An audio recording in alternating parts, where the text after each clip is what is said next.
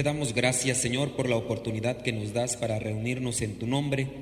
Te pedimos que envíes tu Espíritu Santo sobre cada uno de nosotros para que podamos abrir nuestro corazón a tus enseñanzas, que podamos ser dóciles, humildes, que podamos ser constantes en este ministerio, que podamos enseñar a los demás, pero principalmente que nosotros vayamos siempre en el camino a la santidad, que te anhelemos siempre a ti por encima de todas las cosas, que podamos tener siempre en todas nuestras acciones el amor que tú derramas en nuestros corazones, para que aquellas personas que no te conocen, te conozcan por medio de nosotros, por medio de las palabras que siempre salen de mi boca, por medio de los actos, por medio de todo mi ser, de manera que siempre vean la presencia tuya en cada uno de nosotros, por todo lo que realizamos. Todo esto, Señor, te lo pedimos con la oración que tú mismo nos enseñaste. Padre nuestro, que estás en el cielo, santificado sea tu nombre. Venga a nosotros tu reino. Hágase tu voluntad en la tierra como en el cielo. Danos hoy nuestro pan de cada día. Perdona nuestras ofensas, como también nosotros perdonamos a los que nos ofenden. No nos dejes caer en la tentación y líbranos del mal. En el nombre del Padre, del Hijo y del Espíritu Santo. Amén. Hoy no vamos a hablar de música, hoy vamos a hablar de la misericordia de Dios en el músico, pero no voy a hablar de música, pero sí apúntenle, para que ustedes después no sean músicas. Espero que se comprenda la expresión, ¿verdad? Porque dicen que a veces que somos puras músicas nosotros, puro ruido, y no se ven realmente cosas concretas. Bueno, hablando de la misericordia en el músico, me puse a ver en la Biblia a un músico que es muy famoso. Ustedes ya lo conocen, ¿sí, verdad? ¿Saben quién es el músico por excelencia en la Sagrada Escritura? Levante la mano, ¿quién sabe? Nomás unos cuantos. Sí, el rey David es el músico por excelencia bueno, yo no sé, ya no estoy diciendo, hay rato que me corrige el padre Benja, pero sí, estaba viendo sobre el rey David y me puse a ver y a reflexionar nuevamente esa historia. Nosotros siempre compartimos lo que es un curso que se llama Historia de la Salvación y empezamos a reflexionar. La Biblia en sí es historia de la salvación. No es un libro de historia, de conocimiento, no son mitos, no son leyendas, no son cuentos. La Sagrada Escritura es la historia de la salvación que se tiene que encarnar en nosotros. Cuando nosotros no conocemos la historia de la salvación, estamos en un grave error. ¿Por qué? Miren, nosotros nos decimos cristianos, es decir, seguidores de Cristo. Tenemos que conocer a Cristo, pero si decimos conozco a Cristo porque lo he visto en fotos, sé que Cristo es mi Salvador, que Cristo es mi todo, que es mi chullito, que es mi otro, pero si no sabes lo que es el trasfondo de todo lo que existe detrás de Jesucristo, en realidad no conoces a Jesucristo. Les voy a poner un ejemplo. Cuando nosotros no conocemos a los familiares cercanos, estamos desconectados de nuestra familia. Podemos nosotros tener a los tíos. El hermano de mi papá tiene sus hijos. Y si yo no conozco a mis primos, y si yo no conozco bien a mi tío, puede ser a veces por las distancias, pero a veces es por falta de acercamiento. No se va a visitar al tío, porque quizá los hermanos están medio disgustados o quién sabe qué cosas, ¿verdad? Pero los hermanos no se visitan, medio se saludan. Mira, hijo, él es tu tío, es mi hermano, salúdalo. Nos vemos, hermano, que vaya bien. ¿Dónde vive? ¿Cuántos hijos tiene? ¿De qué edad son sus hijos? su esposa. Yo conocí una familia y me quedé desconcertado porque platicando, pues invitaron a la comida, ¿verdad? Pues nada a pedir, nada a negar. Lo invitamos a comer, bueno. Entonces ya llegamos y pues para hacer plática, ¿no? ¿Qué onda, señora? ¿Y usted de dónde es? No, soy de tal parte. ¿Y usted, señora, de tal parte? Ah, muy bien. Oiga, ¿y su familia? No, pues está allá. Oiga, y pues, empezamos las relaciones públicas, ¿verdad? Para hacer plática. Cuando no hay plática, sacamos el celular. Cuando no se está divirtiendo la gente, incluso hasta en las fiestas sacan su celular. No hagan eso, diviértanse, disfruten también del retiro. Si van a sacar el celular, no se distraigan mucho. Yo veo muchos muchachos que van a las fiestas y como no quieren relacionarse para con los demás, dicen, aquí estoy en la fiesta. Está bien padre la fiesta, me estoy divirtiendo mucho. No platico con nadie, pero estoy divirtiéndome mucho. O sea, aprovechen. Si les toca ir a ver al Papa, no estén ahí como la muchachita que le pasó, que fue a Brasil y le tocó estar en una de las vallas ahí, y ahí venía el Papa. Y luego le sacó una foto y salió toda borrosa. Y no lo vio con sus ojos, lo vio aquí. Entonces aprovechen. ¿En qué estábamos? En la familia. Esto lo hago con intención, no crean que soy distraído. Entonces estaba con la familia preguntándole sobre los conocidos, ¿no? Y le pregunto a la señora, le digo, señora, ¿y si ha ido al rancho del señor? Le digo, yo conozco el rancho del señor, no, de hecho por ahí he andado, yo conozco el rancho del señor. Señora, ¿si ha ido? No me quiere llevar. Le dije, ¿cómo? Dije, entonces no conoce a sus suegros. Pues nomás cuando vienen. Y a los hermanos de su esposo, pues en foto nada más. Le digo, ¿y a la familia entonces no? Dice, pues no me quiere llevar. Dice, y ahorita menos, pues estoy enferma.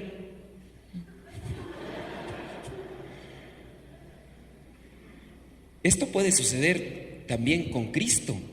Decimos que conocemos a Cristo, pero no conocemos realmente la historia de la salvación.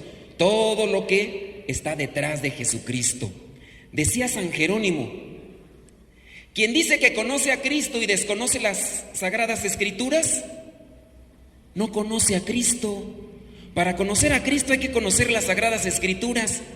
Si no conocemos las Sagradas Escrituras, no podemos decir que conocemos a Cristo. Y en las Sagradas Escrituras encontramos la historia de la salvación. Vámonos pues a un pasaje en la historia de la salvación que nos presenta lo que vendría a ser el primer rey del pueblo de Israel. Si ustedes ya lo saben, tranquilos, y si no, cuestiónense.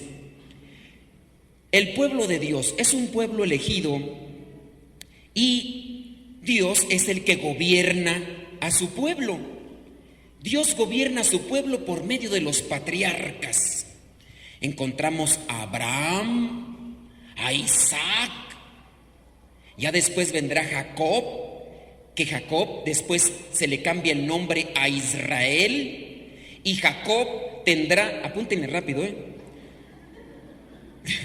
les estoy haciendo un resumen así de volada. Después Isaac tiene dos hijos, uno de ellos se llama Esaú y otro Jacob. Esaú tiene la bendición de Dios, tiene una bendición muy especial, pero un día que llegó Esaú todo hambriento y Jacob estaba en la cocina preparando unas ricas lentejas con huevo, y llegó Esaú y le dijo, vengo hambriento, dame de eso que tienes ahí. Dije, tú también tienes manos, prepárate las tuyas. Esaú le dice, no seas malo, estoy que me muero de hambre, dame de esas lentejas tan sabrosas que tienes ahí con huevos cocidos. Jacob le dice, te doy de mis lentejas si me das la bendición que tienes de Dios. Esaú dice, a mí qué me importa la bendición de Dios, tú dame las lentejas. Pues tú lo has dicho, ahí están tus lentejas, trágatelas. Jacob se queda con la bendición de Dios.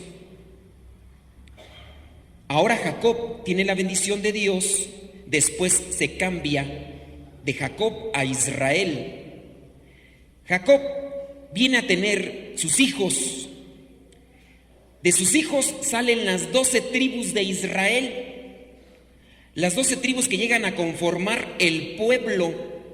El más pequeño de los hijos se llama José, que es José el soñador. Uno que soñaba con muchas cosas y se las decía a sus hermanos y después le agarraron envidia. Después sus hermanos quisieron matar a José y lo vendieron. Después de que lo vendieron, José llegó a ser el encargado de Egipto. Después vinieron las vacas gordas y luego las vacas flacas. Así se le llamaba a los tiempos buenos y a los tiempos malos. Carestía, no había que comer, pero como José era muy bueno, era muy sabio, pues logró juntar mucho alimento. Los hermanos de José llegaron a Egipto. José se reconcilió después con ellos y después el pueblo de Israel estaba en Egipto. Después Moisés saca al pueblo de Egipto después de 430 años, lo saca y lo lleva a la tierra prometida. Caminan por el desierto 40 años y andando ya en ese recorrido del pueblo de Israel ya en la tierra, entonces vienen ellos a reclamar porque ellos eran gobernados por Dios.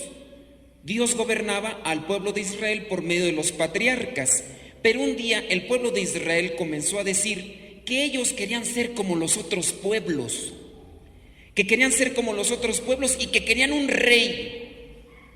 Queremos un rey como los otros pueblos. Y entonces, pues los patriarcas, y en este caso los profetas, en el caso específico de Samuel, cuando escuchaba los comentarios del pueblo de Israel, iba con Dios y le decía: Dios, pues el pueblo está pidiendo un rey. ¿Cómo puede ser posible este pueblo cabezón, testarudo, que no se da cuenta de todo lo que le has dado? A lo largo de la historia les has dado muchas cosas y este pueblo cabezón a fuerzas quiere un rey para que los maltraten, los pisoteen, los humillen como los otros gobiernos.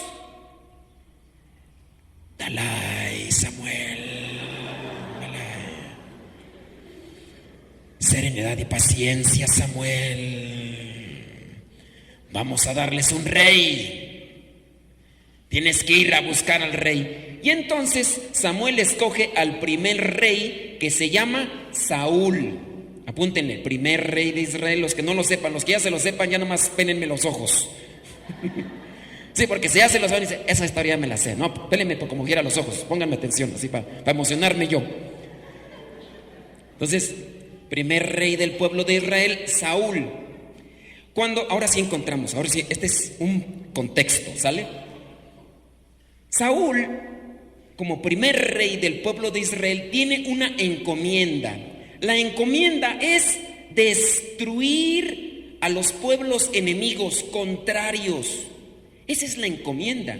Dios le dice: Saúl, tienes que destruir todo, absolutamente todo de los pueblos enemigos, que no quede nada.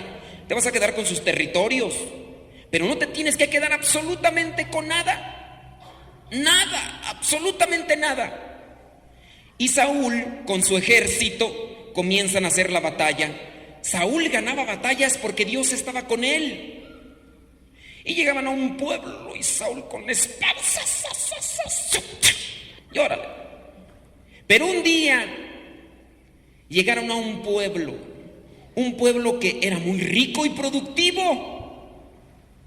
Y entonces Saúl vio que había muchas cabezas de ganado, muchas reses, muchas cosas materiales, muchas cosas lujosas. Y a Saúl le ganó la avaricia. Y empezó a ver todas las becerras, todos los toros zebuses. ¿A cuánto está el kilo de carne? Híjole, si las vendo por kilo voy a sacar un dineral. Como no podía hacerlo él solo, le dijo a los del ejército: ¿cómo ven? ¿Nos ponemos la del Puebla? Y pues también como los del ejército eran medios avariciosos, dijeron: sobres. Sobres. Así que en ese momento encontramos en el pasaje de primer libro de Samuel, capítulo 15, versículos 3, versículos 7 al 9, versículo 20 al 23. Apúntenle rápido. Es que ahí de volada. Bueno, apúntenle, primer libro de Samuel, capítulo 15. Y ahí ustedes van a encontrar en el versículo 9, donde dice: sin embargo, Saúl y su ejército dejaron con vida a Agag, que era el rey, y no mataron las mejores ovejas, pero sí mataron las que estaban todas tilicas, peludas. Pero tenían la encomienda de matar todas, pero no mataron las mejores, ni los mejores toros. Mataron todos los esqueléticos, todos los que estaban llenos de garrapatas, esos sí se los acabaron. Ni los becerros más gordos, ni los carneros, ni destruyeron las cosas de valor, aunque sí destruyeron todo lo que era inútil y de poco valor. Se quedaron con todo eso, se lo llevaron. Pero como Dios ve todo, a Dios no se le escapa nada. Hago un paréntesis, ¿me permiten? Gracias. Dios ve todo. ¿Me dan permiso de contarles un cuentito? Gracias. Pues un cuentito. Resulta que una vez había un padre, un sacerdote, y entonces quiso poner en prueba a alguien y se fue a la zona roja. Sí saben qué es la zona roja, ¿verdad? Se fue a un centro de prostitución, pues, hombre. Entonces fue a un centro de prostitución el padre. Y pues ya ven, me han dicho. Se acercó rápidamente una muchacha. ¿Qué pasó, guapo? Dice, ¿cuánto? No, pues 500. Pero quiero un lugar donde nadie nos vea. Yo conozco un hotel donde no nos ve nadie. Y el padre dice, ¿ni Dios? Agárrele al que pueda. Contesten el teléfono, por favor. Dios ve todo. Todo. Dios se da cuenta que Saúl se había quedado con todo lo mejor de aquel pueblo y que había dejado en libertad a Agag, el rey de ese pueblo enemigo. Y Dios le dice a Samuel, Samuel, ve a interrogar a Saúl. Cuando Samuel llega con Saúl, le dice, oye, ¿has desobedecido a Dios? No. ¿Cómo no? Y todo ese ganado y todas esas cosas.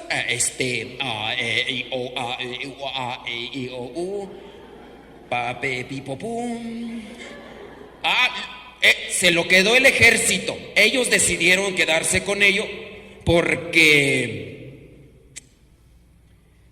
desde que el demonio llega a la vida del hombre se inventan las excusas. Y empezó a excusarse. Miren. Fue el ejército. El ejército se quedó con esas cosas porque dice que se las quiere ofrecer después a Dios. Después. Samuel le dice, ¿no has obedecido como te dijo Dios? Dios te dijo que en cuanto conquistaras un pueblo, destruyeras absolutamente todo, no que te quedaras con él. Además, dejaste vivo al rey. Lo traje preso. ¿Está preso? Pero tenías que matarlo. Es que se nos chispó, pero ahí está preso. No se ha ido, ahí está. Saúl, has desobedecido a Dios y eso no es bueno. Entonces, Dios le dijo a Samuel que buscara otro rey, porque Saúl ya no estaba haciendo las cosas que le hacía. Y entonces Samuel encuentra a David, David era un muchachito, chamaquito, joven, guapo.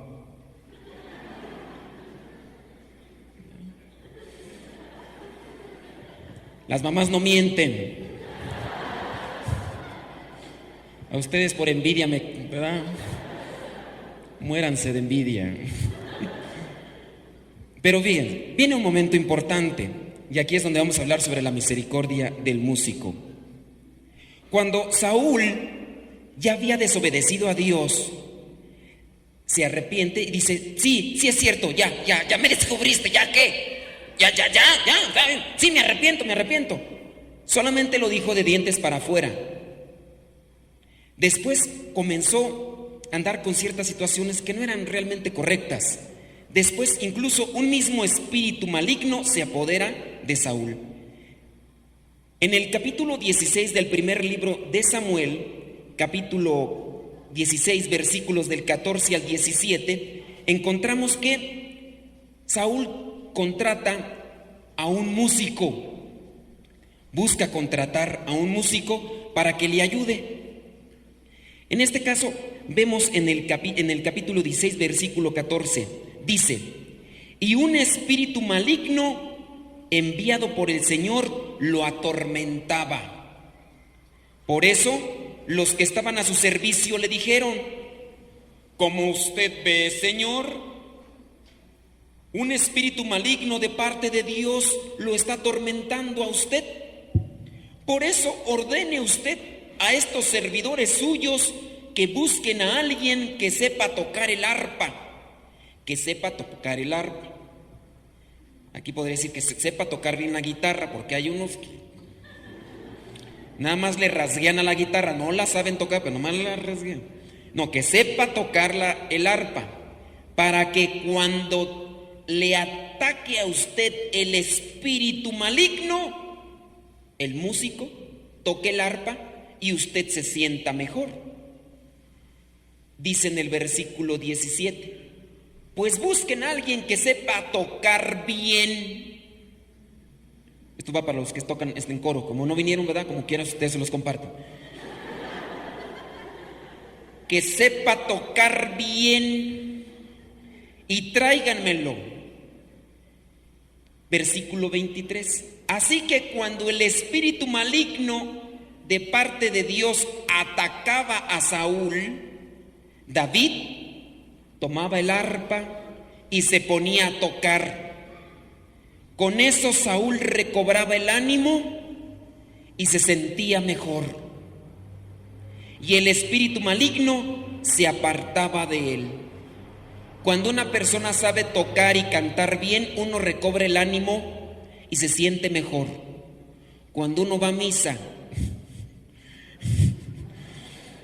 y no sabes tocar bien y cantar bien, uno pierde el ánimo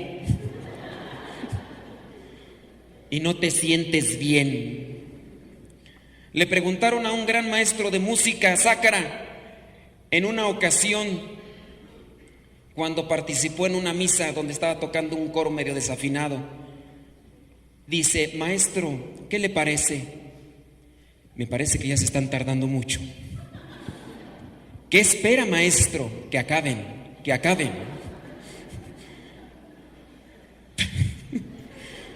Ay, a ver si así entiende algo por ahí alguien. De verdad, cuestiónense un poquito, ¿verdad? Porque hay veces que no se prepara.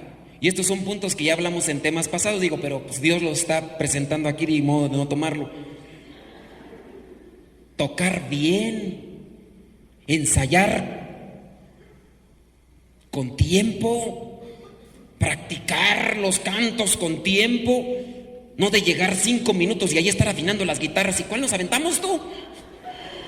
Esa. Ah, sí, a ver, ve cómo va. Nomás a ver, chíflala poquito. Y el padre allá diciendo, allá, el Señor está con ustedes. Todavía no empieza, échale. ¿Qué? El padre allá en la homilía y aquellos, no agarra, ¿cuál tono es tú?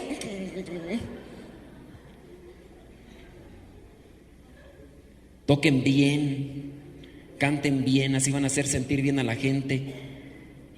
Ahorita me estaban recordando que la vez pasada les dije, hay veces que canta tan feo el coro, tan feo el coro, que nomás porque el Santísimo no tiene pies y no se salía tan bien.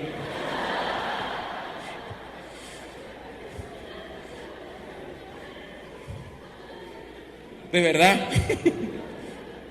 Sí, a veces las misas parecen fúnebres, puro lloradero.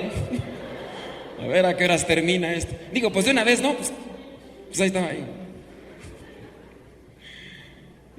Esto se me hizo muy interesante en este pasaje porque dice que a Saúl lo atacaba este espíritu maligno. ¿Y cómo es? ¿Quién sabe cómo sería esa situación? Pero llegaba aquel con el arpa. ¿Cómo tocaría el arpa? Que hasta se tranquilizaba y el espíritu maligno corría. No creo que haya tocado feo, si no se queda. Esa es la que me gusta, échale. Y acábame de matar. ¿Para qué me dejas llorando? Pero me imagino que haber tocado muy bonito. Tanto que hasta se le menciona en las mañanitas, ¿no? Al rey David que cantaba. Tocar bonito deleita el corazón. Tocar bonito deleita el alma. Incluso hasta cuando una música es bonita, hasta nos relaja. Pero cuando es estridente, ahí están en los coros con sus baterías, con las guitarras eléctricas ahí. Un solo.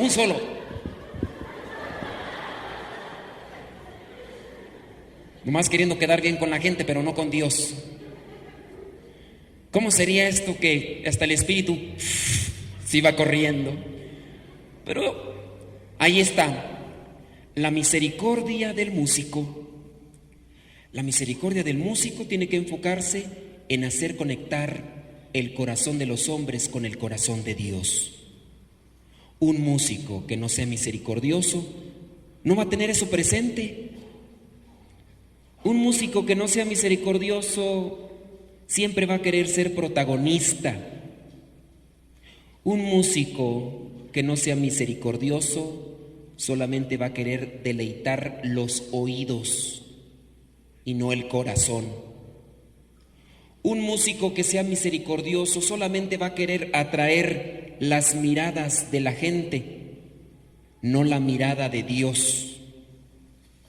Un músico misericordioso siempre va a querer conquistar los corazones para Cristo, no para sí mismo. Un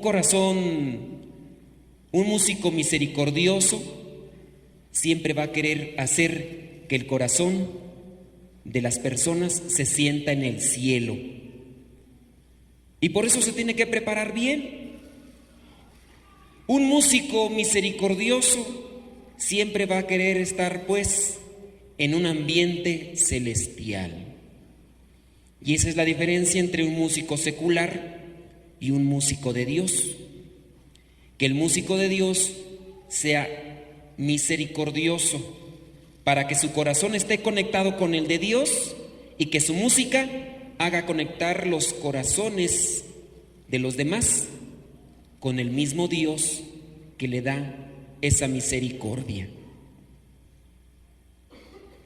Bueno, estamos en ese momento. Saúl se siente mal, lo ataca el espíritu inmundo maligno y llega David y toca el arpa y se siente bien. Pero resulta que viene David en sus momentos libres a hacer cosas positivas.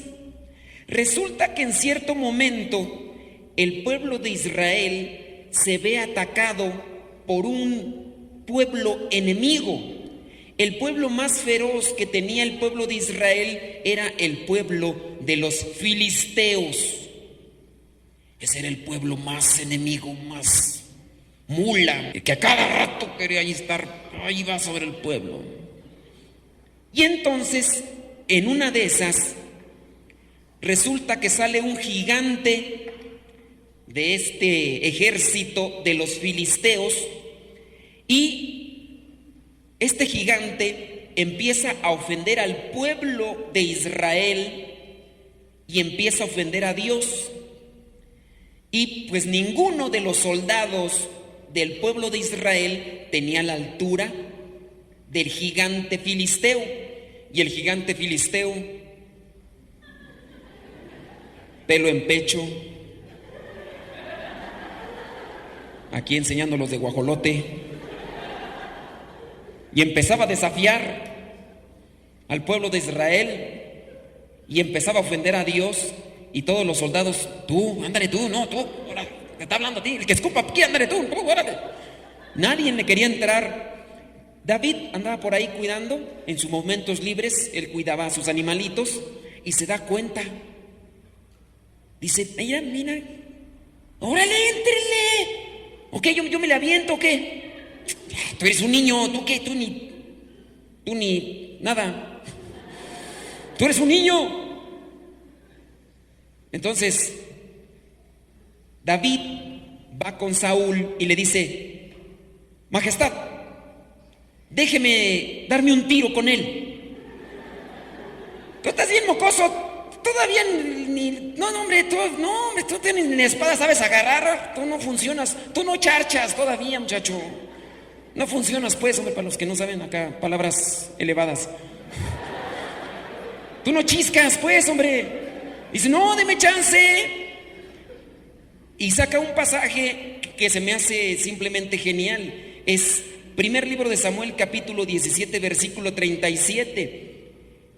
Dice David a Saúl, el Señor que me ha librado de las garras del león y del oso, también me librará de las manos de este filisteo. Dios había librado a David en batallas antes de las garras del león y del oso. No es a Leonardo DiCaprio en la de esta de... No, primero fue a David.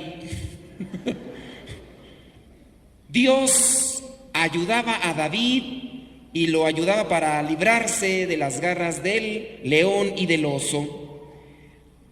David logra la respuesta positiva de parte de Saúl y entonces David agarra una honda, sus piedras, se enfrenta al gigante y empieza David, le lanza la piedra, sale la piedra, le pega en la cabeza al gigante Goliat, el gigante cae, David corre, se pone en la cabeza, agarra su espada de Goliat y con la misma espada ¡tom!, lo descabeza, alza la cabeza del Goliat y se la lleva al rey Saúl. Y entonces toda la gente, pues es que el chiquitillo venció al gigante. ¿Cómo lo hizo? Ya ni Saúl. ¿Qué pesó en Saúl? Saúl era el rey de Israel, pero comenzó a tener mucha envidia. Mucha envidia contra David. Tanto así que en algún momento comenzó a matarlo. En el primer libro de Samuel, capítulo 18, versículos del 7 al 11, presenta una escena en la que Saúl se llena tanto de odio que intenta matar a David. Y menciono odio porque el odio, si es que el diablo tiene sentimientos, el odio sería el único que puede albergar el diablo. Y cuando un ser humano se deja llenar de odio, se deja llenar del diablo. Y entonces va a tener esos actos arrebatados que incluso están en contra de la vida de otros. En este capítulo 18, versículos del 7 al 11, presenta que Saúl miraba a David con recelo. En algunas traducciones dice con odio.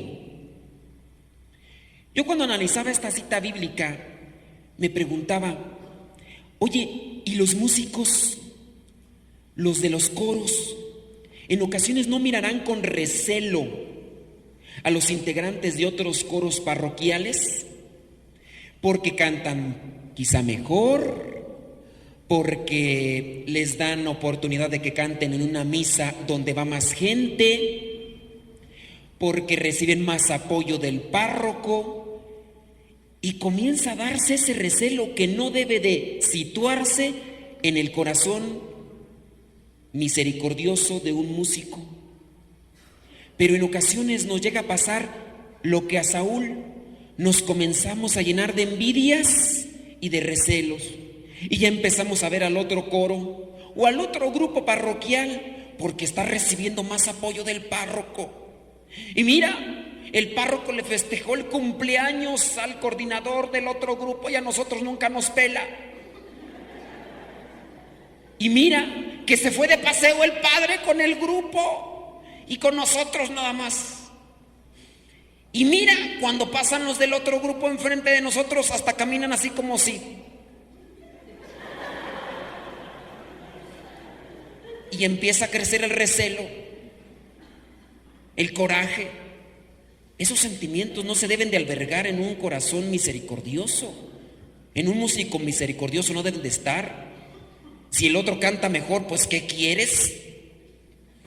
¿Ha practicado más que tú?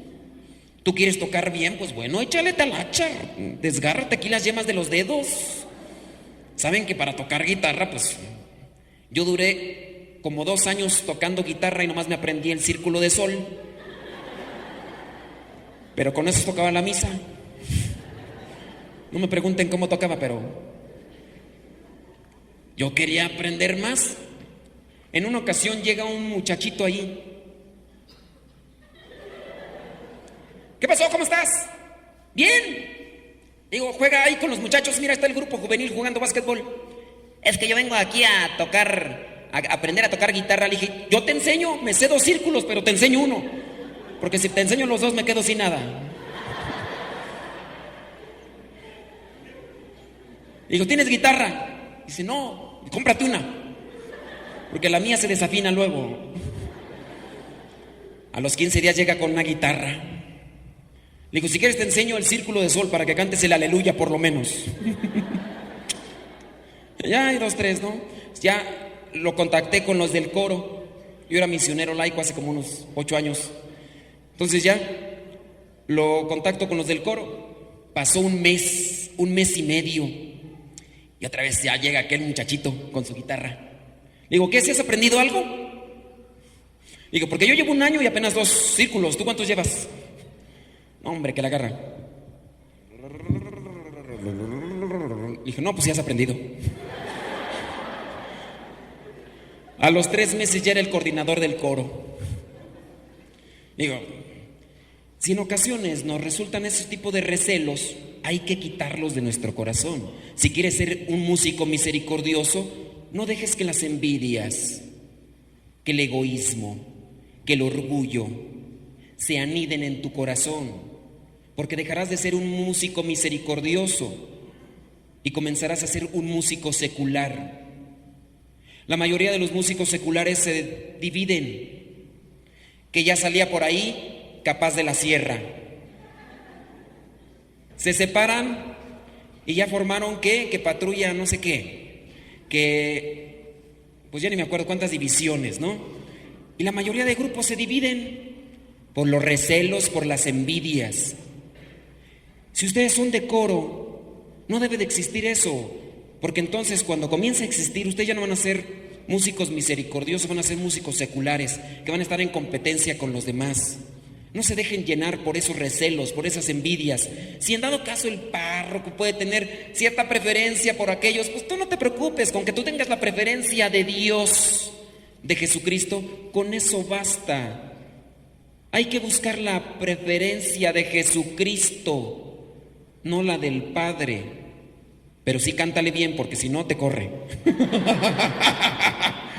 Si no le cantas bien, órale, que llegue otro mejor que cante bien, porque estos no están todos afinados. Hay que buscar la preferencia de Dios. Algunos de ustedes no tienen el apoyo de su párroco, y aquí tienen al padre Benjamín, miren, hasta está entre nosotros. Y vienen más padres, no sé qué más padres van a venir, pero yo ya me voy. Pero imagínense, o sea, ¿qué más quieren? La diócesis les está echando la mano para que no exista quejas en ustedes de, ay, es que no nos toman en cuenta. Nos vamos a ir allá. Mira el otro coro, hasta les dieron playeras, les dan gafetes. El padre lo sube al presbiterio. Eso es antilitúrgico. no importa, pero que nos suban.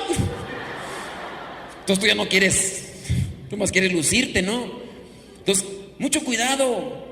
Un músico misericordioso debe de buscar la preferencia de Jesucristo, no de la gente, no del párroco. No, vamos a agradar a Jesucristo y por eso vamos a tocar bien, aprender a tocar bien. No como Saúl, que se llenaba de recelo, de envidia, de coraje. Aquel sabía tocar bien la guitarra, era joven, guapo, atractivo. Y además era guerrero, era valiente, había destruido al gigante Goliat. Y entonces se comenzaba a llenar de recelo. ¿Qué pasó? Pues bueno, aparece ahí en el versículo número 10. Versículo número 10 dice, no, el versículo número 11. De pronto, Saúl levantó la lanza con la intención de clavar a David en la pared. Pero David esquivó a Saúl 2 veces. Le traía ganas.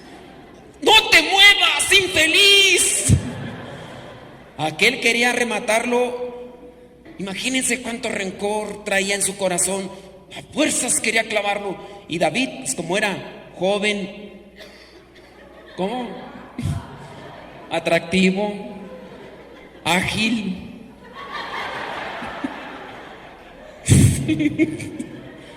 No me muevo más porque se me sale la prótesis. Pero esquivó la lanza 2 veces. O sea que él ya le traía coraje, fuerte, queriéndolo acabar. Después va creciendo el coraje hacia él. Ya no solamente lo ve como su enemigo, sino que la misma palabra dice en el capítulo 18 del primer libro de Samuel, versículos del 28 al 29, dice que Saúl consideraba a David como su eterno enemigo. Me puse a pensar yo con esto. Dije, en ocasiones pueden resultar ciertas rencillas, ¿no? Estamos en la iglesia y nos vemos y hay cierto tipo de rencillas o cierto tipo de diferencias con el otro. Podría ser que cuando estás ahí, porque yo iba a dar un tema, pero tú llegaste primero al salón, y ¿por qué no avisaste? Yo ya lo había apartado, y que mira, ustedes llegaron, mira qué tiradero tienen. Podría ser que ahí tengas cierto tipo de asperezas, pero llevar esas asperezas afuera incluso de la iglesia es lo que está haciendo ya Saúl. Ya Saúl ya no lo consideraba alguien a quien le tenía cierto tipo de coraje, sino ahora lo consideraba su eterno enemigo. Y podría ser el caso. Estamos en un grupo y ya no solamente vemos a la persona con coraje dentro, sino afuera, a toda su familia, a todos los conocidos. Sí, todos son iguales, están cortados de la misma tijera, infelices. Pero bueno, a ver, te está saludando el hermano del que está en el coro. Es igual, son de la misma sangre, todos son iguales. A veces la agarras contra todos. Así Saúl, su eterno enemigo, y empezó a crecer el odio. Pero a pesar de las circunstancias, a pesar de las dificultades, David ya había pasado por muchos malos momentos. Saúl lo había querido matar, lo perseguía, mandaba el ejército. Saúl se tuvo que estar escondiendo en los cerros, en las cuevas, y el ejército detrás de David, y David por allá escondiéndose, porque querían agarrarlo para matarlo. Me puse a pensar, ¿cuántas de las veces nosotros podemos tener un cierto tipo de persecución en la iglesia? Ya vamos a hablar de la parroquia. Un cierto tipo de persecución, que ya el grupo fulano te levantó un chisme, que ya te empezaron a decir que no sé qué, que los del grupo fulano no sé qué, que no sé cuánto, o hay una persona específica que en ocasiones te puede levantar falsos, o te puede lastimar tu corazón, tu autoestima, que te puede afectar en algún modo a nivel emocional. Cuando llegas a la iglesia, pues ya no es lo mismo, ya te sientes tristeza, ya nomás te andas ahí checando a ver si no está, para que no empiece con sus cosas y sus críticas. Y muchas de las veces nosotros nos podemos llenar de un cierto tipo de rencor, tanto así que puede llegar el momento en el que aquella persona que te hace algo daño, que en aquella persona que te hace daño le sucede algo malo. Y eso es muy común en un corazón resentido. Si en ese momento te das cuenta que a aquella persona que te hizo daño le está sucediendo algo malo, en un corazón resentido lo que muchas veces viene es la alegría.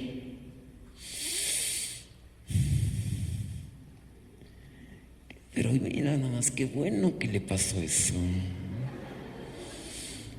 Pero ni tengo ganas de reírme, pero me voy a reír.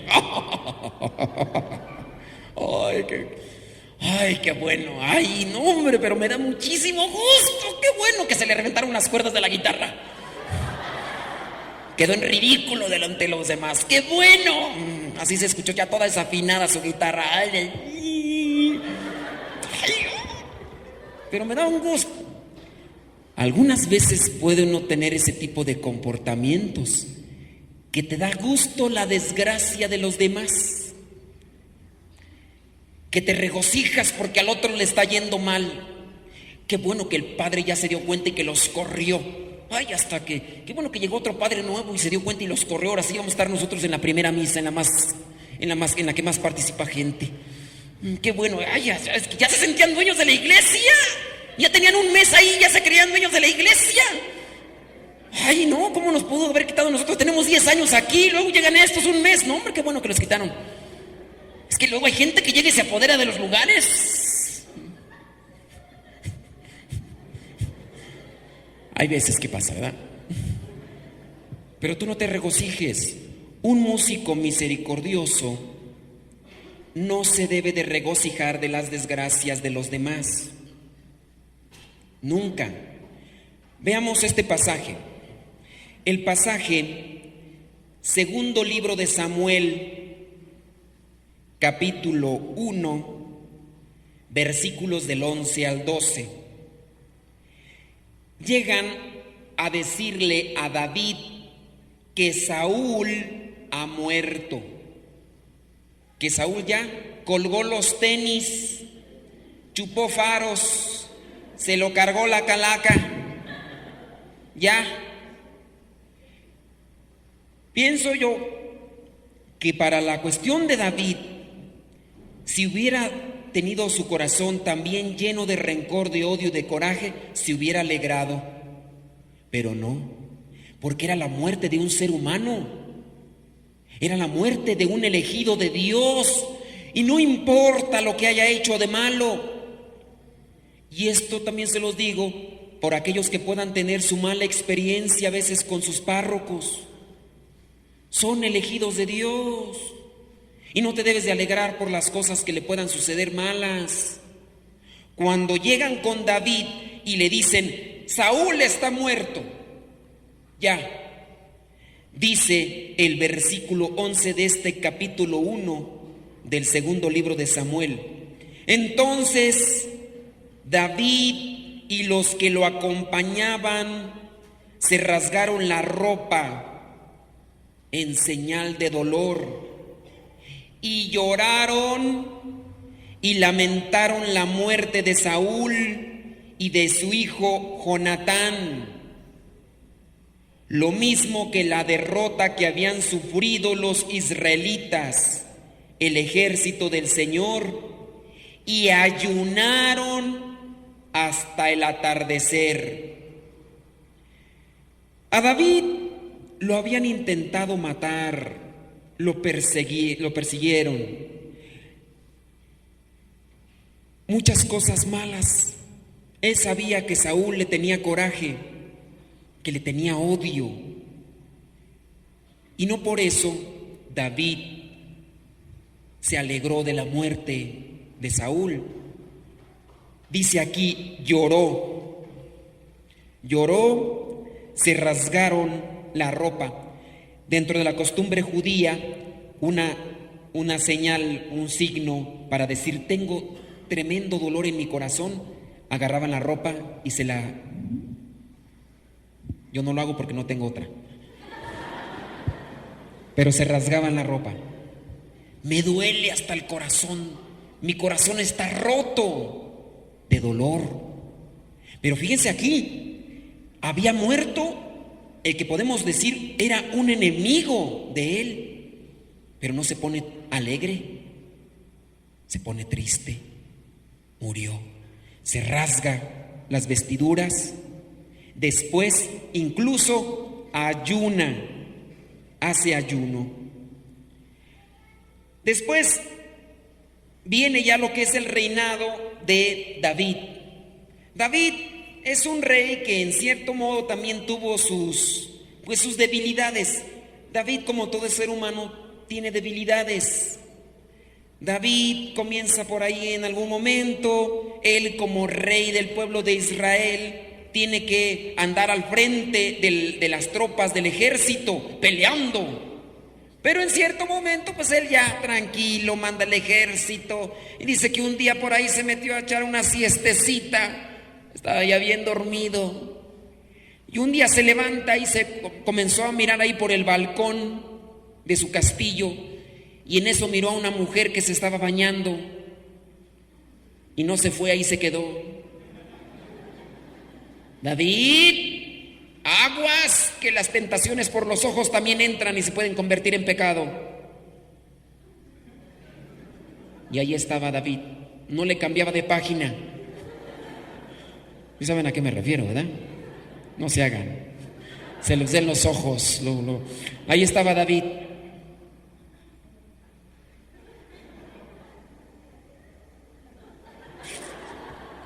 ¿Quién es esa mujer? Es Betsabé de Urías. Tráiganmela. Tiene a 2 acompañantes, también tráiganmelas, yo estoy completo. Yo doy abasto para todo aquí, traiga. Urías andaba en la guerra, no estaba ahí, pues andaba en el ejército. Entonces ya vio a Betsabé, bueno, ya la había visto bien, ¿verdad? Estaba bañando. Y pues bueno, no solamente dejó entrar David el pecado a los ojos, sino que lo llevó a la mente, lo consintió y después lo cometió con Betsabé. Betsabé quedó embarazada y después Betsabé va con David y dice: mira, ¿de quién es? Pues no te hagas. Tráiganme a Urías, allá está en el ejército, tráigamelo. Llegó Urías, ni siquiera fue a ver a su esposa. Llegó con David, se presenta ante David. ¿Qué pasó, Urías? ¿Cómo va la batalla allá? Muy bien, majestad, estamos dándole con todo, así, tupido todo. Muy bien, ¿no? Pues qué bien, échale muchas ganas. Vete allá con tu esposa, ándale, para que descanses un ratito y pues aquí estamos. No, ¿cómo voy a ir con mi esposa? Yo soy un soldado. Debo de cumplir lo que me dice mi majestad. Yo soy fiel a usted y no puedo irme con mi esposa mientras mis compañeros están allí en la batalla. Y David: es que si no se va y se acuesta con la mujer, después me va a echar la culpa a mí, pues ¿cómo le hago? Así, tráigame unas botellas de tequila, por favor. Vamos a ponerlo borracho, ya cuando esté borracho va a perder la voluntad. Lo puso borracho a Urías y ya estando así Urías le dijo a David: ahora sí vete con tu esposa. Dijo: no, yo soy fiel a mi majestad. El chiste es que no se fue, se queda a la entrada del palacio, ni siquiera fue a ver a su esposa. Y al otro día llegan y le dicen a David: majestad, Urías no se fue con su esposa. Dice: que la canción, ni borracho tiene más voluntad que yo. Tiene más voluntad que yo Aquí hace una carta, le dice a Urías: Urías, ven, ya se te quitó la cruda. Más o menos, échate otra para que se te quite. Ven. Mira, por favor, ve otra vez allá a la batalla, llévale esta carta, se la das al comandante. En la carta decía: me pones a Urías al mero enfrente para que caiga pronto. David había cometido adulterio David incluso pues había formado parte de lo que era un asesinato. David se había equivocado. David había tenido este error. David era un ser humano, tenía debilidades. Cuando viene uno de los profetas, que es Natán, Natán llega con David y le dice: a ver, había un señor que tenía una chivita, chiquita, y había otro que tenía como unas 10. Un día le llegó visita a este que tenía 10 y tenía que matar un animal, pero no quiso agarrar ninguna de sus 10 que tenía, así que un día va y agarra la chivita, chiquita, la que tenía el otro, la única, y la agarra y se la lleva y la sacrifica. Y le dice Natán: ¿qué merece aquel hombre? Merece la muerte. Es infeliz, perro arrastrado, ¿cómo puede ser tan aprovechado? Teniendo 10 y luego va y le quita al otro, que es la única que tiene. Pues ese eres tú, David. Tienes muchas mujeres y Urías nada más tenía una y se la fuiste a quitar. Ese eres tú.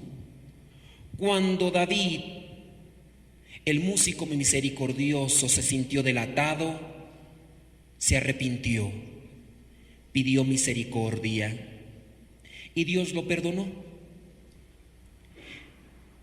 Es ahí donde encontramos cómo debe de ser el músico misericordioso. Debe ser sensible al pecado, porque no se puede aceptar que uno que le esté cantando a Dios viva en pecado. No se puede aceptar que un músico que dice que le canta a Dios con sus manos cometa todos los días pecado. Desgraciadamente, cuando nuestro corazón es insensible, podemos caer en eso. En cierta ocasión viene un misionero conmigo, un tanto en shock. Me dice: quiero platicar contigo. Le digo: ¿qué pasa? Mira, estamos hablando de hace unos 10 años, 12, 13, no recuerdo. El misionero llegó así en shock. Había visto una escena que le había desgarrado y no encontraba por qué se daban esas cosas. Resulta que él había entrado como misionero. Tenemos una revista que se llama Inquietud Nueva y acudimos a muchas misas. Y entonces el misionero había entrado a esa misa y había visto a los del coro y ya había difundido la revista y todo, y salió, pasaron más misas, se tenía que quedar ahí, y en cierto momento pues las necesidades fisiológicas lo llevaron al sanitario, y cuando él entró al sanitario encontró a 2 del coro en pleno acto. Aquel se quedó, no sabía qué hacer, los vio a la cara, ellos lo vieron en shock. Se sale traumado. Vienen otras misas y lo que más le desgarró, lo que más lo conmocionó fue que al entrar a otra misa los vio otra vez cantando a esos 2, a esa parejita que antes los había visto cantando y después en tal situación. Se puede dar, sí.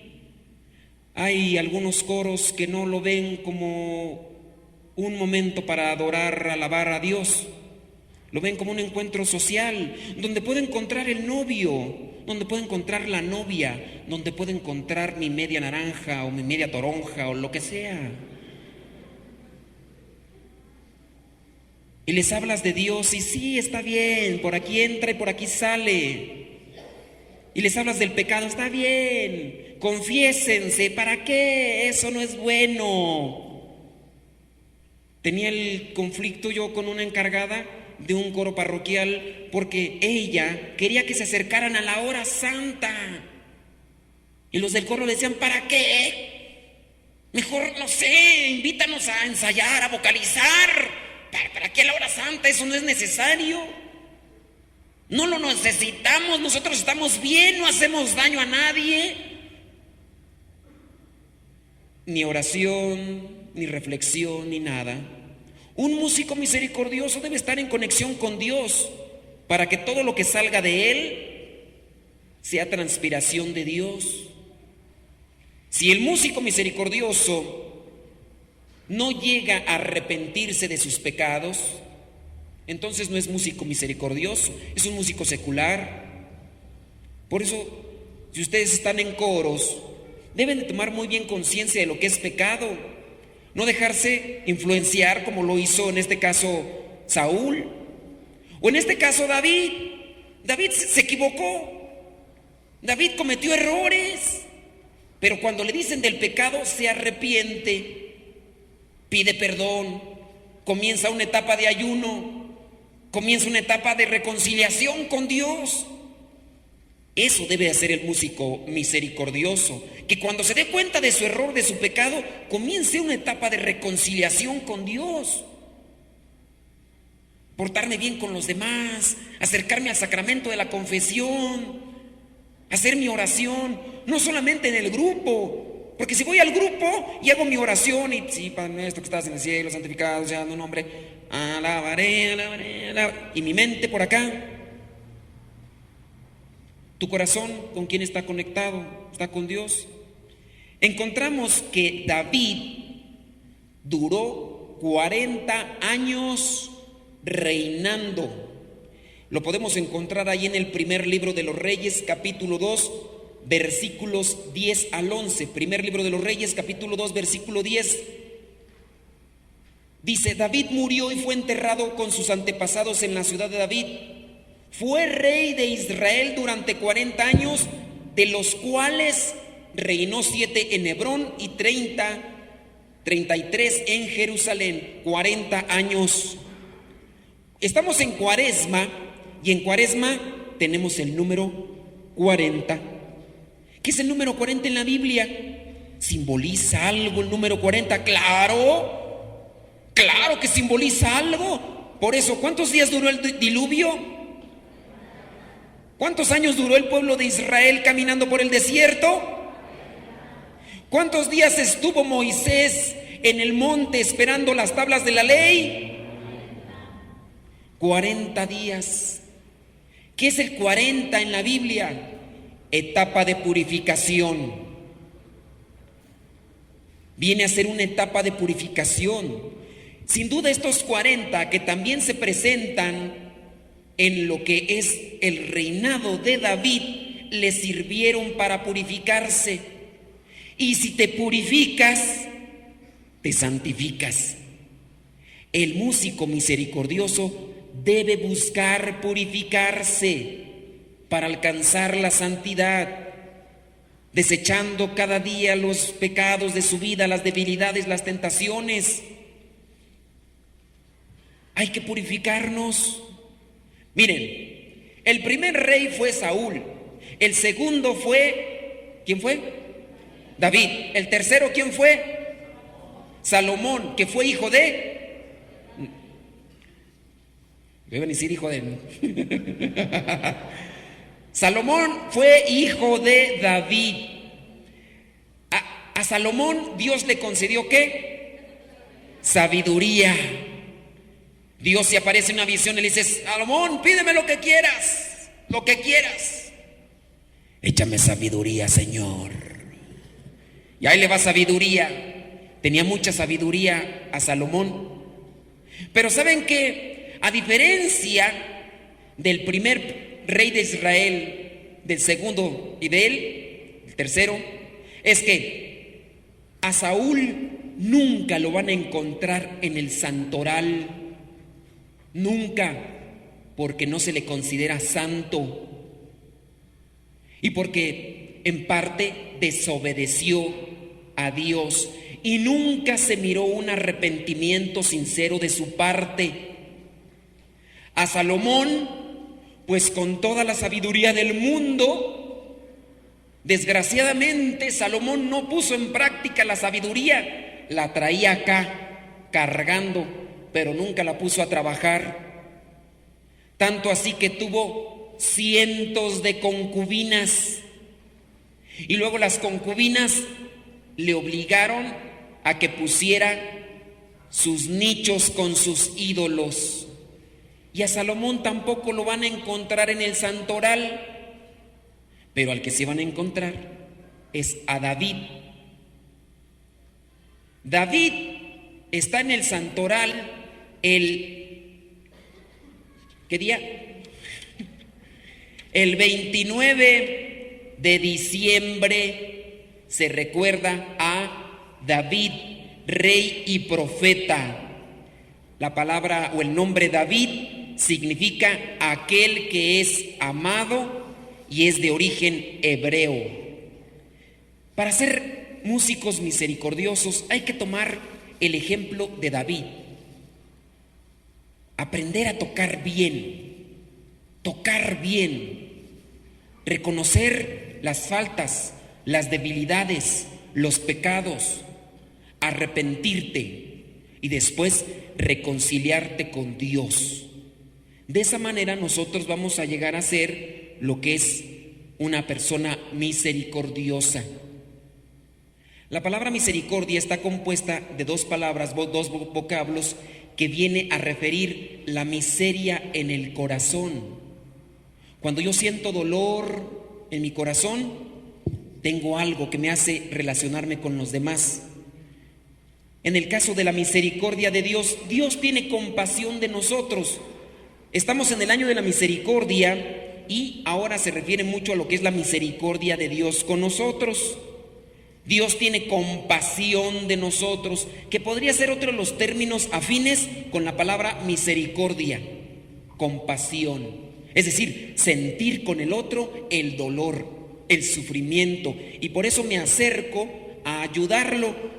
Se comenzó el año de la misericordia y dentro de lo que sería ya un tema relacionado con este año, sería, por ejemplo, preguntarles, o si ustedes tienen preguntas, o si ya las conocen mejor, sobre lo que es el año de la misericordia.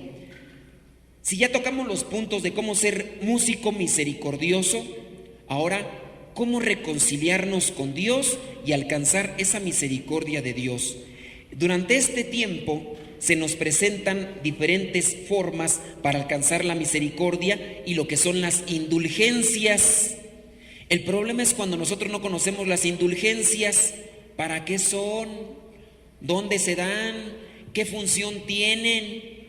Desconocer eso, en parte a lo que son los grupos, es lamentable. Si de repente ustedes no conocen lo que son las indulgencias o para qué sirven, cómo se ganan, dónde se ganan, cuánto tiempo nos duran, a quién y a quién se pueden conseguir, pues sería un tanto lamentable. ¿Para qué nos sirven las indulgencias? Miren, vámonos rápido. Esta es una explicación express que voy a hacer, traten de agarrarla. Miren, cuando nosotros pecamos, vamos al confesionario. Bueno, los que van, los que pecan, porque hay gente que no peca. Hay personas que no se confiesan. Las que se confiesan, bueno, vamos al confesionario. Decimos, me equivoqué en esto, en esto, en esto, en esto y en esto. Ok, eso es confesión. Cuando vas tú y dices, Padre, yo soy bien mula soy yo, de esos mulas, así hasta hago esto, lo otro, aquello, pienso esto, pienso lo otro, hablo así, me comporto así, yo soy así, de esos así, sabe. Ándele, usted sí está arrepentido de sus actos. Entonces tú vas, te confiesas, el sacerdote te perdona los pecados, pero todos los pecados tienen consecuencia. Y como tienen una consecuencia, tienen una pena. Pongo el ejemplo sencillo que siempre se pone.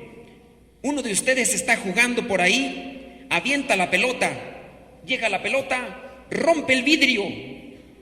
Viene la persona que acepta su error y su equivocación, viene conmigo y me dice, Padre, le quebré el vidrio, ¿me perdona? Claro que sí, hombre, cómo no, yo soy misericordioso. Yo te perdono, pero págamelo. Es que absolver los pecados no es, ya, no. Cometes un pecado, tienes una pena. No es con la penitencia, no vas a borrar la pena. Vienes, yo te perdono, pero págamelo. Con todos los pecados se nos acumulan penas. Y las penas las vamos a ir a saldar a un lugar que nosotros le llamamos purgatorio, porque son las ánimas en pena, no pena de que andan penando, no, esas ni vienen. Es que mucha gente dice, ay, por aquí andan las ánimas de pena, andan arrastrando cadenas. No, están en pena porque están pagando su pena. Allí es donde uno paga las consecuencias de los pecados. Pero viene el año de la misericordia, que se celebra cada 25 años. Y el año 2000 fue el año santo, el año del jubileo.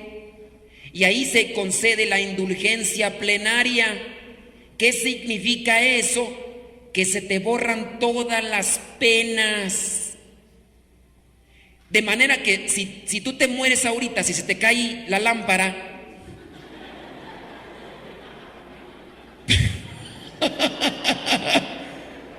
pero has cruzado la puerta santa, te vas directito al cielo.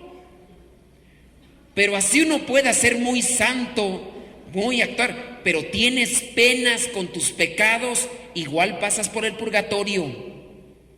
Pero hay una posibilidad: quitarme esas penas. ¿Cómo me voy a quitar esas penas? Con el año santo. Pero es cada 25 años. Pero acaba de venir el Papa Francisco y dice un año extraordinario del jubileo.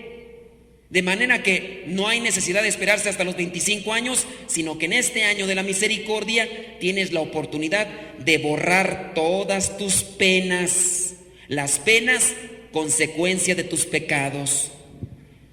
En ocasiones viene la gente y nos dice, Padre, ¿puede pedir en la misa por este difunto? ¿Por qué estamos pidiendo?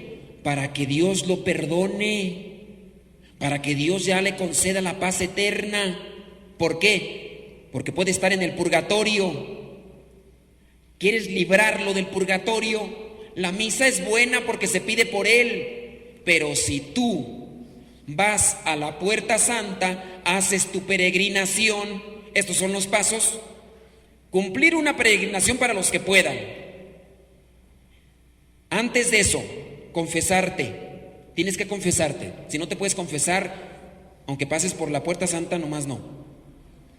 Se te conceden gracias espirituales, pero tienes que confesarte, hacer tu peregrinación, pasar por la puerta santa, y cuando pases por la puerta santa, comulgar, es decir, participar también de misa.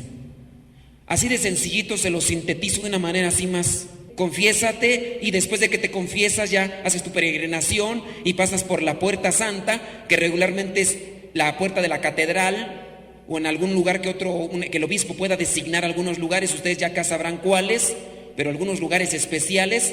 Entonces pasas esa puerta, y pasando esa puerta trata de pedir la comunión en ese día o en otro, pero que no pase mucho tiempo, recibir la comunión, para que se te borren tus penas, no tus pecados, pero indispensable que te confieses antes. ¿Preguntas? Lo que es la indulgencia se gana una vez al día, es decir, el perdón de las penas se gana una vez al día. Si tú vas en el mismo día 30 veces, no por ir más veces no se me va a quedar ahí el guardadito. No se puede, yo voy a ir por mi mamá. Si no puede ir su mamá, llévela en silla de ruedas. No hay necesidad que haga la peregrinación. No se puede hacer por una persona viva. Lo que es alcanzar la indulgencia no se puede hacer por una persona viva, pero sí por una persona que ya se nos adelantó, por difuntos. Y si ustedes hacen eso, y es que miren, aquí entra ya también pues el conocimiento de Dios, ¿verdad? Uno a veces se ampara a la misericordia de Dios y a que la persona se haya arrepentido de veras. Pero nosotros a veces tenemos familiares bien tercos y necios que no se arrepienten. Pero bueno, esperemos que se haya arrepentido en el último instante, pues esta persona se va al purgatorio. ¿Quieres librarlo del purgatorio? Haz una peregrinación, busca la indulgencia para ese difunto. Entonces, se puede hacer por otra persona, pero difunta, no viva. No cuenta por una persona viva. Viva es la persona que hace la peregrinación para alcanzar la indulgencia.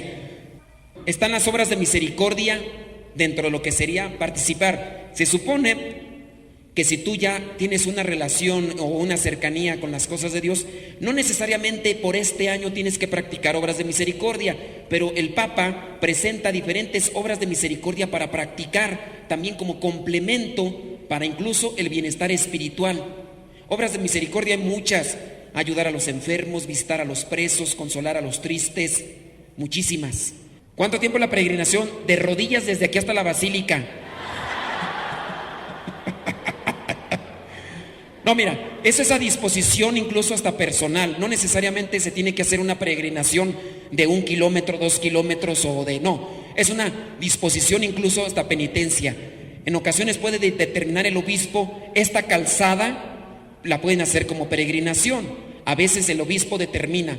En algunos momentos la misma persona como disposición personal puede buscar hacer esa peregrinación. Si tú dices 2 cuadras, 1 cuadra, eso va a ser a una disposición. Si está enferma la persona, no hay una obligación para tener que a fuerzas hacer la peregrinación, sino confesarse, pasar por la puerta santa y poder recibir. No, hágalo, tiene que ser una a la vez, no así pues. Sí, porque si usted va, te pido por toda mi generación, mi árbol genealógico.